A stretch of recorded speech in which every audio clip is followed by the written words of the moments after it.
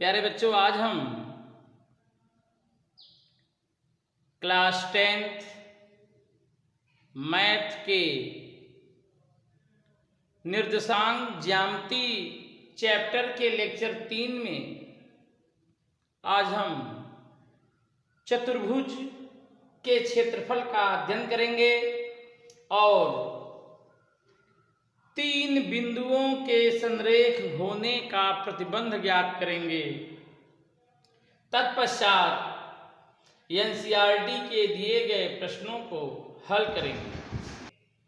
तो सबसे पहले चतुर्भुज का क्षेत्रफल सबसे पहले अध्ययन करेंगे। चतुर्भुज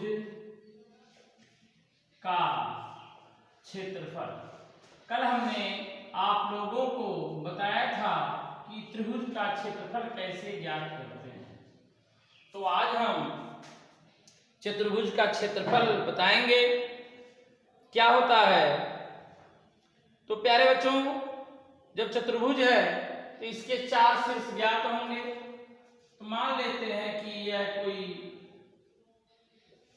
ये आपका क्या है, चतुर्थांश है, x x डैश और y y डैश। हम कोई एक चतुर्भुज की परिभाषा जानते हैं, 4 भुजाओं से घिरी बंद आकृति को चतुर्भुज कहते हैं। तो कोई एक जनरली चतुर्भुज बना लीजिए। यह नहीं क्लियर है चतुर्भुज वर्ग है कि आयत है कि समांतर है कि समलंब है, ये नहीं है, बस ये चतुर्भुज है। तो A B C D इसके 4 शीर्ष हैं। चारों शीर्ष को हमने मान लिया A B C D, जिसके निर्देशांक क्रमशः x1 y1 x2 y2 x3 y3 x4 y4 है। तो प्यारे बच्चों, इसका क्षेत्रफल हम कैसे निकालेंगे? तो इसके लिए एक सिस्टम है, देख लीजिए। सिस्टम अगर आप समझ लेंगे तो पूरा क्लियर हो जाएगा। तो चतुर्भुज का क्षेत्रफल इक्वल 1/2। ऐसे हम ऐसे कोष्टक बना के लिखेंगे।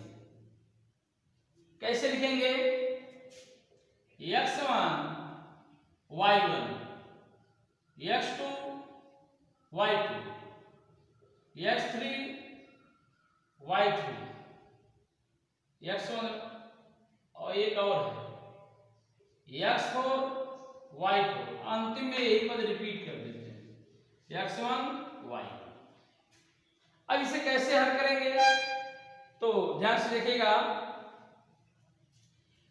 इसको यहां से एरो से मिला दीजिए, इसको एरो से यहां मिला दीजिए, ये पहला हो गया।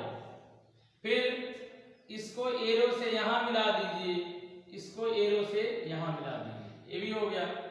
इसको एरो से यहां मिला दीजिए, इसको एरो से यहां मिला दीजिए, और लास्ट में इसको एरो से यहां मिला दीजिए, इसको एरो से यहां मिला दीजिए। तो प्यारे बच्चों, इसे हम जनरली हल कर सकते हैं।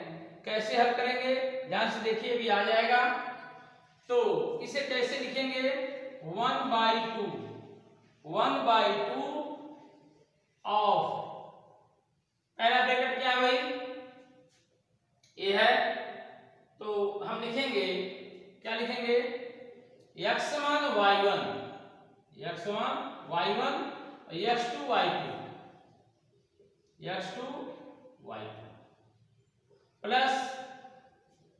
प्लस ये बड़ा कोष्टक लगाने की आवश्यकता नहीं, क्योंकि ये सारणी विधि से हल होगी। साथ ऐसे ही से सिंगल पाई। अब ये हो गया कंप्लीट। अब इसको पढ़िए, क्या है? x2 y2 और x3 y3 पहला कंप्लीट हो गया, दूसरा कंप्लीट हो गया। तीसरा देखिए, प्लस करके तीसरा क्या है? x3 y3 y3 x4 y4 x4 y4 और प्लस लास्ट इसको क्लियर कर दीजिए। कहां तक हुआ x4 y4 x1 y1 x4 y4 x1 y1। प्यारे बच्चों इसी को आप हल कर दीजिए, आपका आंसर प्राप्त हो जाएगा।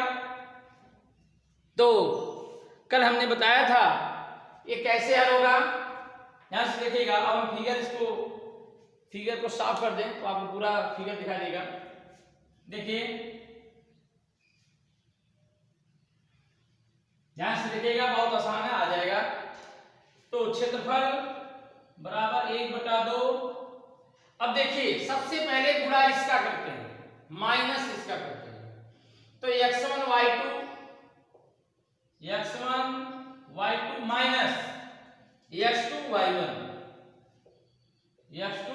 y1 एक पद पूरा हो गया। यहां ये x2 y3 minus x3 y2 plus दो पद कंप्लीट हो गए। x3 y4 minus x4 y3 plus x4 y1 minus x1 y4। प्यारे बच्चों इसी सूत्र की सहायता से आप दिए गए चतुर्भुज के क्षेत्रफल को आसानी से प्राप्त कर सकते हैं। तो आप इसे नोट कर लीजिए। इसके बाद हम 3 बिंदुओं के संरेख होने का प्रतिबंध ज्ञात करेंगे। प्यारे बच्चों इसके बाद जो अगला बिंदु है 3 बिंदुओं के संरेख होने का प्रतिबंध। संरेख का मतलब होता है एक रेखा में, वो जो तीनों बिंदु हो वो क्या हो, एक रेखा में। तो हम मान लेते हैं कि वे तीनों बिंदु क्रमशः A, B और C, वह तीनों बिंदु A, B और C जिनके निर्देशांक क्रमशः x1 y1 x2 y2 x3 y3 ये 3 बिंदु दिए गए हैं। हमें सिद्ध करना है कि ए संरेख है। संरेख मीन्स ये होता है कि वह एक रेखा में, वह क्या है, एक रेखा, सीधी रेखा में, वह एक रेखा में। तो प्यारे बच्चों सबसे पहले इसमें हम, आप जानते हो कि 3 बिंदुओं को, 3 असमान बिंदुओं को मिलाने से एक त्रिभुज का निर्माण होता है। 3 असमान बिंदु, कोई देखिए 3 असमान बिंदु है, यहां ले लीजिए, यहां ले लीजिए, यहां ले लीजिए। इन तीनों को आप मिला दीजिए तो आपको जो आकृति प्राप्त होगी उसे कहते हैं त्रिभुज। तो हम त्रिभुज का जो क्षेत्रफल का सूत्र बताया गया है, डेल्टा इक्वल त्रिभुज के क्षेत्रफल का सूत्र, त्रिभुज का क्षेत्रफल डेल्टा इक्वल 1/2 और x1 y2 minus y3 plus x2 y3 minus y1 plus x3 y1 minus y2। प्यारे बच्चों जब तीनों बिंदु एक रेखा में होंगे तो त्रिभुज का क्षेत्रफल 0 प्राप्त होना चाहिए। तो इसे हम क्या करेंगे, जो त्रिभुज का क्षेत्रफल है उसे हम 0 कर देंगे। लिखेंगे संरेख का प्रतिबंध, संरेख का प्रतिबंध, कंडीशंस ऑफ कोलिनियरिटी, संरेख का प्रतिबंध क्या होता है? त्रिभुज का क्षेत्रफल शून्य होता है। तो यहां जब लिखेंगे 1/2 of x1 y2 minus y3 plus x2 y3 minus y1 plus x3 y1 minus y2 equal 0।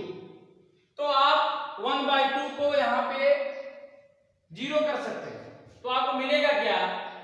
a मिलेगा, a मिलेगा संरेख होने का प्रतिबंध। प्यारे बच्चों, इस फार्मूले में आप तीनों बिंदु को रख दीजिएगा। यदि हल करने पे यह 0 प्राप्त हो जाए तो हम कहेंगे कि दिए गए तीनों बिंदु संरेख हैं। तो प्यारे बच्चों, बोर्ड की दृष्टि से मोस्ट इंपॉर्टेंट ये फार्मूला है, इसे आप अच्छी तरह से कंठस्थ कर लीजिएगा। इसी पे बहुत से प्रश्न को हल कराया जाएगा, तो इसे नोट कर लें।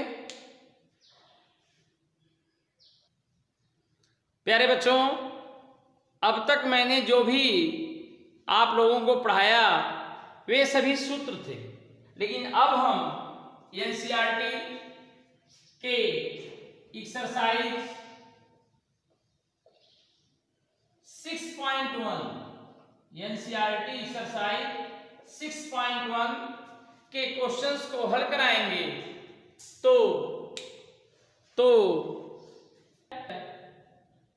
तो पहला प्रश्न है, बिंदुओं के निम्नलिखित युग्मों के बीच दूरियां ज्ञात कीजिए। बिंदुओं के निम्नलिखित युग्मों के बीच दूरियां ज्ञात कीजिए।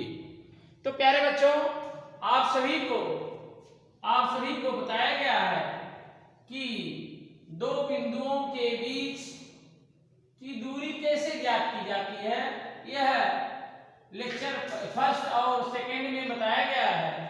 तो मान लें कि ए के निर्देशांक x1, y1 है और b के निर्देशांक x2, y2 है और इनके बीच की दूरी d हो, तो d इक्वल रूट में x1 माइनस x2 का whole square plus y1 minus y2 का होल स्क्वायर। अब इसमें x2 माइनस x1 का whole square plus y2 minus y1 का होल स्क्वायर भी करेंगे तब भी कोई प्रभाव नहीं पड़ेगा। तो एक्सरसाइज का जो पहला प्रश्न है, इसमें 3 प्रश्न दिए गए हैं। हम एक प्रश्न को हल करते हैं। पहले का पहला बिंदु दिया है 2,3। एक बिंदु दिया है 2,3 और अगला बिंदु दिया है 4,1 और प्रश्न में निर्देश दिया गया है कि इन युग्मों के बीच, दिए गए बिंदुओं के युग्मों के बीच की दूरी ज्ञात कीजिए। प्यारे बच्चों, इसी सूत्र में हम लगाएंगे। तो हम किसी को x1 y1 किसी को x2 y2 मान सकते हैं, कोई प्रॉब्लम नहीं है। तो चलिए लगाया जाए। तो x1 है 2, x2 है 4, तो लिखेंगे 2 माइनस 4 का whole square plus 3 minus 1, 3 minus 1 का होल स्क्वायर। अब इसे हल किया जाए तो देखिए क्या मिलता है। 2 में से 4 को घटाएंगे तो -2 मिलेगा। अब -2 का वर्ग करेंगे तो 4 मिलेगा। 3 में से 1 लेस होगा तो 2 मिलेगा। 2 का वर्ग करेंगे तो 4 मिलेगा। प्यारे बच्चों, इसे जोड़ेंगे तो रूट में 8 अर्थात 8 मात्रक प्राप्त होगा, या उसका वर्गमूल ले लीजिए तो 2√2 मात्रक प्राप्त होगा। तो मुझे उम्मीद है कि आपको यह प्रश्न समझ में आया होगा। तो इसी प्रकार से और दिए गए जो भी प्रश्न है, दूसरा और तीसरा, आप हल कर लीजिएगा। चलिए अब अगला प्रश्न लगाया जाए। जो अगला प्रश्न है, क्वेश्चन नंबर 2, बिंदुओं 0,0 और 36,15 के बीच की दूरी ज्ञात कीजिए। क्या अब आप दोनों शहरों के बीच की दूरी ज्ञात कर सकते हैं? तो ज्ञात कर सकते हैं, क्यों नहीं। जब दो बिंदु ज्ञात हों तो उनके बीच की दूरी हम निकाल सकते हैं। तो मान लिया दोनों बिंदु क्रमशः A और B हैं, जिनके निर्देशांक 0,0 और 36,15 दिया गया है। इन्हीं के बीच की दूरी हमें ज्ञात करनी है, तो हम मान लेते हैं इनके बीच की दूरी D। प्यारे बच्चों, जो अभी फार्मूला लगाया गया था उसी का उपयोग किया जाए। इसे मान लेते हैं x1, y1 और इसे मान लेते हैं x2, y2। अब इसी को दिए गए सूत्र में रखा जाए तो होता है D equal x1 minus x2 का whole square plus y1 minus y2 का होल स्क्वायर। अब इसी सूत्र में आप रखिए सारे मान को, तो मिलेगा 0 माइनस 36 का होल स्क्वायर प्लस 0 माइनस 15 का होल स्क्वायर। प्यारे बच्चों, अब आप 36 का वर्ग करिए और 15 का वर्ग करिए, तो 36 का वर्ग करेंगे तो 1296 प्राप्त होगा। वर्ग आप कर लीजिएगा, 1296 प्लस 15 का वर्ग करेंगे 225 मिलेगा और इसे आप ऐड कर दीजिए तो 6 5 11 और 9 2 11 1 12 2 2 4 1 5 1521 प्राप्त होगा, जिसका वर्गमूल 39 होता है। 39 इकाई या मात्रक, जो भी आप लिखना चाहें। तो दिए गए प्रश्न का यह आंसर होगा कि दो बिंदुओं के बीच कितनी दूरी है, तो दो बिंदुओं के बीच की दूरी 39। अब इकाई है, इकाई में आप मीटर भी ले सकते हो, सेंटीमीटर भी ले सकते हो, किलोमीटर भी ले सकते हो, जो आपकी आवश्यकता होगी उसे आप ले सकते हो। तो प्यारे बच्चों, इसे आप नोट कर लें। इसके बाद प्यारे बच्चों, जो अगला बिंदु है, प्रश्न देखिए अगला कि क्वेश्चन नंबर 3 क्या है? निर्धारित कीजिए कि क्या बिंदु 1,5 2,3 और -2, -11 ये तीन बिंदु दिए गए। पहला बिंदु A मान लेते हैं, दूसरा B, तीसरा C। तीन बिंदु दिए गए हैं। कह रहा है कि सिद्ध कीजिए समरेखी हैं। तो प्यारे बच्चों, मैंने आपको बताया था कि कोई दिए गए तीन बिंदु समरेख तब होते हैं जब उन तीनों बिंदुओं से हम क्षेत्रफल का जो सूत्र होता है त्रिभुज के, उसको अप्लाई करें और उसका मान 0 के बराबर मिल जाए, तब हम कहेंगे कि दिए गए तीन बिंदु समरेखी हैं। और अगर 0 के बराबर नहीं मिलते हैं तो हम कहेंगे कि ये तीनों बिंदु समरेखी नहीं है। तो चलिए लगाए जाए। इसे आप मान लें x1 y1, इसे आप मान लें x2 y2, ऐसे आप मान लें x3 y3। आप जानते हैं, बताया गया है, अभी कंडीशन बताया हूं, संरेख का प्रतिबंध, संरेख का प्रतिबंध क्या होता है? x1 और y2 minus y3 plus x2 और y3 minus y1 plus x3 और y1 माइनस y2 इक्वल शून्य मिलना चाहिए। संरेख का प्रतिबंध होता है डेल्टा बराबर 0, तो इक्वल क्या मिलना चाहिए? शून्य।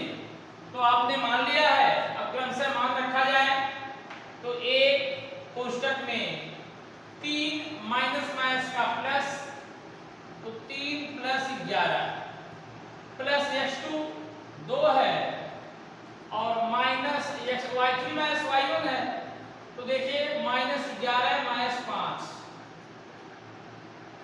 प्लस प्लस x3 है तो माइनस 2 है, तो लिखेंगे माइनस 2 और y1 माइनस y2 5 माइनस 3, इन्हीं को हल करें और शून्य मिलना चाहिए। देखिए पहले हल कर दिया जाए तो बाद में इसे लगाया जाए। हल करिए तो 11 3 14 14 का है 14, 11 5 16, 16 दूना 32, 5 में से 3 जा 2, 2 दूना 4, तो देखिए 14 माइनस 36, ऐसे घटाएंगे तो 6 में से 4 जाएगा 2 आएगा और 3 में से 1 जाएगा 2 आएगा। प्यारे बच्चों यह 0 के बराबर नहीं है, यह 0 के बराबर नहीं है, तो हम कहेंगे कि दिए गए तीनों बिंदु असंरेखी हैं। अतः दिए गए तीनों बिंदु असंरेखी हैं, यदि ये शून्य के बराबर मिल जाता तो हम कहते कि दिए गए तीनों बिंदु संरेख हैं। इसे आप नोट कर लें। अगला प्रश्न है क्वेश्चन नंबर 4। देखिए कह रहा है जांच कीजिए कि क्या बिंदु 5 कामा माइनस 2 6 कामा 4 और 7 कामा माइनस 2 एक समद्विबाहु त्रिभुज के शीर्ष है। तो प्यारे बच्चों समद्विबाहु त्रिभुज किसे कहते हैं?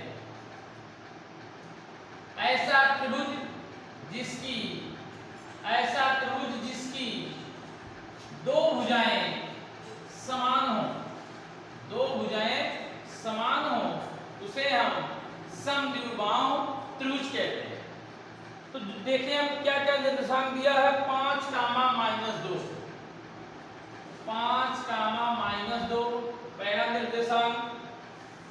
दूसरा है 6 कामा 4, 6 कामा 4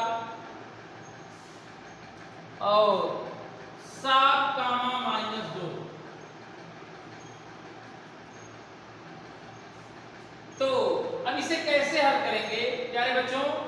हमने दो बिंदुओं के बीच की दूरी का सूत्र बताया है कि d equal root x1 minus x2 का whole square plus y1 minus y2 का होल स्क्वायर। उसी सूत्र की सहायता से इनकी दी गई तीनों भुजाओं के माप को ज्ञात करेंगे। तो चलिए पहले निकाला जाए। पहले सूत्र लिख दे रहे हैं x1 माइनस x2 का whole square plus y1 minus y2 का होल स्क्वायर। इसी सूत्र की सहायता से हम हल करेंगे। क्या मिलेगा? AB इक्वल, अब आप स्वतंत्र हैं, किसी को भी x1 y1 किसी को भी x2 y2 मान सकते हैं। तो मान लिया x1 y1 ये है, x2 y2 ये है। तो 6 माइनस 5, 6 माइनस 5 का होल स्क्वायर प्लस 4 और माइनस माइनस का प्लस हो जाएगा, तो 4 प्लस 2 का होल स्क्वायर। हल करिए तो 6 में से 5 जाएगा तो 1 मिलेगा, 1 का वर्ग करेंगे तो 1 मिलेगा और 4 2 6, 6 का 6 में गुणा करेंगे तो 36 मिलेगा, अर्थात मान मिल गया 37 इकाई। तो हमें एक भुजा की माप प्राप्त हो गई रूट में 37 यूनिट। अब हम BC ज्ञात करेंगे। तो BC कैसे मिलेगा भाई? BC इसको मान लीजिए x1 y1, इसको मान लीजिए x2 y2। क्या मिलेगा? 6 - 7 होल स्क्वायर प्लस 4 माइनस का प्लस 4 + 2 होल स्क्वायर। हल करेंगे तो 6 - 7 -1 होल स्क्वायर प्लस 1 और 6 का होल स्क्वायर 36।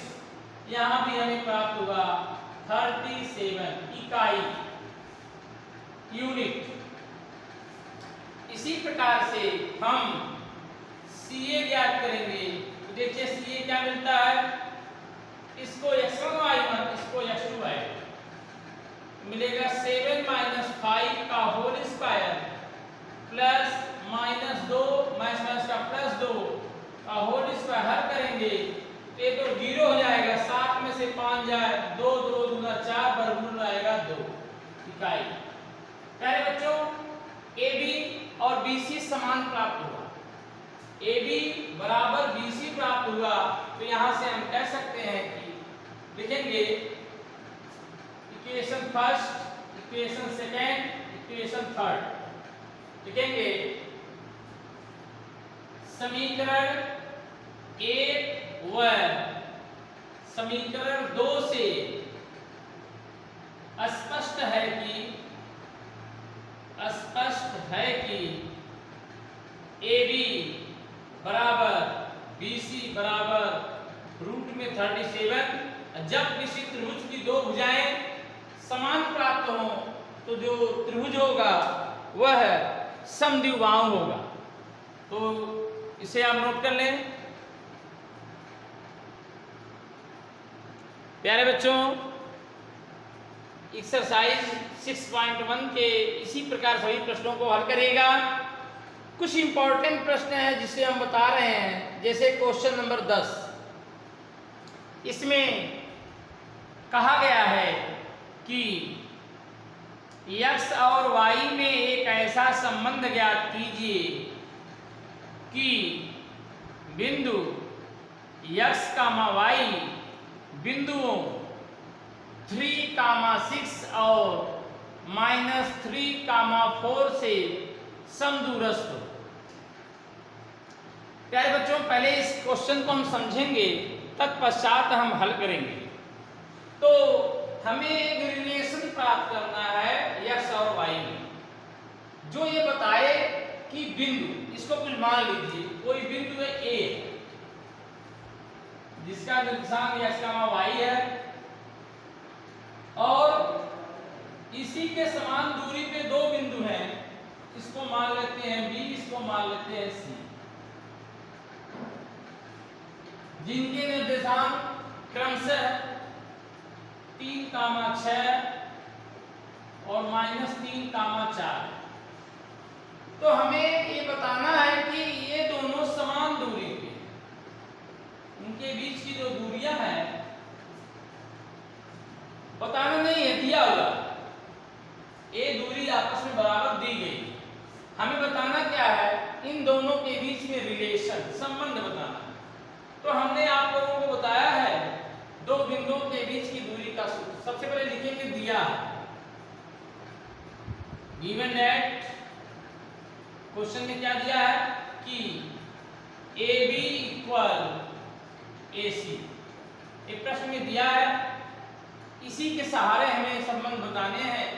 तो आप जानते हो कि दो बिंदुओं के बीच की दूरी का सूत्र क्या होता है, ये हो जाएगा x - 3 का होल स्क्वायर प्लस y - 6 का होल स्क्वायर और AC का मान मिलेगा x माइनस का प्लस हो जाएगा x + 3 का होल स्क्वायर प्लस y - 4 का होल स्क्वायर। अब इसी को हम हल करेंगे।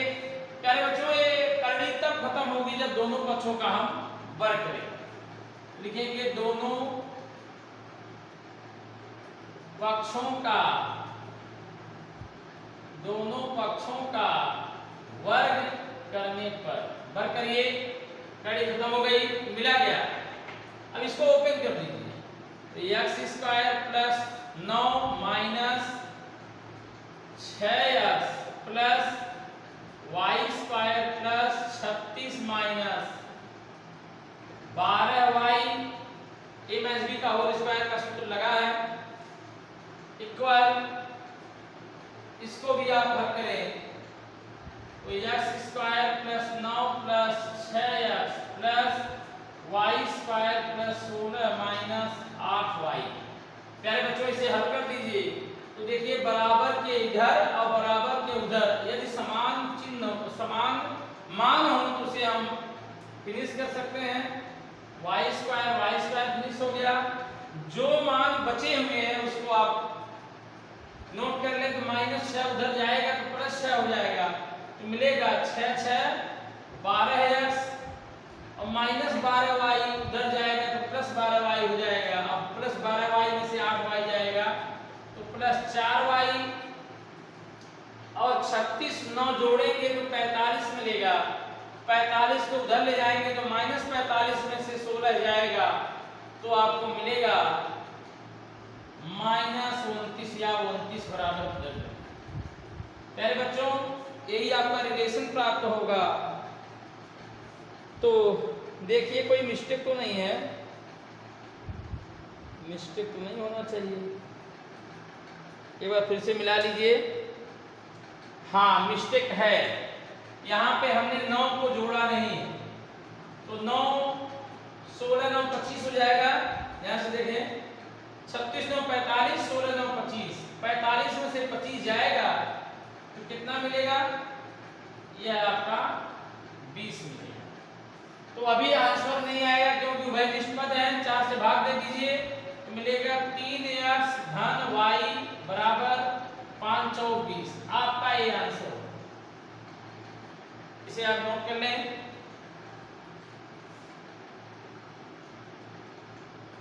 चार से भाग गई ना, 4 3 12 4 1 4 ये 5 आएगा भाई, 4 3 12 4 1 4 4 5 20, ये आंसर। तो अब अगले लेक्चर में प्यारे बच्चों हम 6.2 के सभी प्रश्नों को हल करवाएंगे।